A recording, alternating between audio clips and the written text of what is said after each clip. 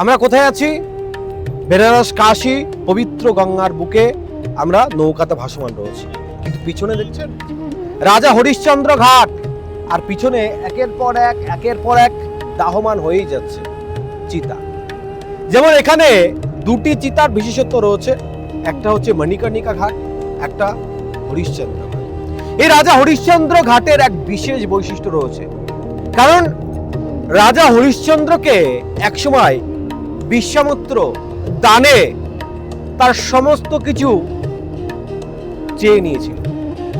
রাজা হরিশ্চন্দ্র কোনো সাধারণ রাজা ছিল না, এই শশধর পৃথিবীর একত্র মালিক ছিল, আর এই একত্র মালিকের কাছ থেকে সমস্ত মালিকানা চেয়ে নিয়েছিল কে? বিশ্বামিত্র ঋষি। এবং শুধু দান নয়, বলেছিল রাজা তুমি এত বড় রাজা, আমাকে দান করলে দক্ষিণা দেবে না? সেই দক্ষিণা উসুল করার জন্য বা সেই দক্ষিণা দেওয়ার জন্য রাজা হরিশ্চন্দ্রকে একসময় ডোম হতে হয়েছিল। পুরাণে তার উল্লেখ পাবেন। কোথাকার ডোম হয়েছিল?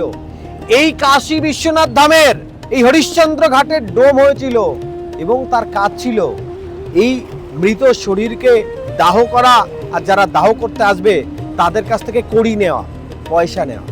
একটা সময় এসেছিল রাজা হরিশ্চন্দ্রকে এত কঠিন পরীক্ষা দিতে হয়েছিল যে নিজের পুত্র রোহিতাশ্বর সাপে কামড়ে যখন মারা যায়, সেই নিজের পুত্রকে পর্যন্ত দাহ করার সময় এসেছিল।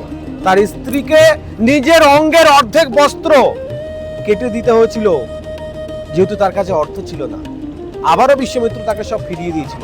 তাই এই ঘাটের সঙ্গে, অর্থাৎ এই রাজা হরিশ্চন্দ্র ঘাটের সঙ্গে আমাদের ভারতবর্ষের এক ঐতিহ্য, এক ঐতিহাসিক ভাব লুকিয়ে রয়েছে।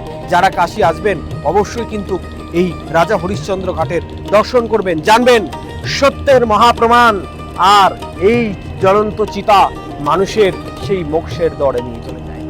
যদি ভিডিও ভালো লাগে একবার অবশ্যই বলবেন, কমেন্টে লিখবেন ওম নমঃ পার্বতী পদে হর হর মহাদেব।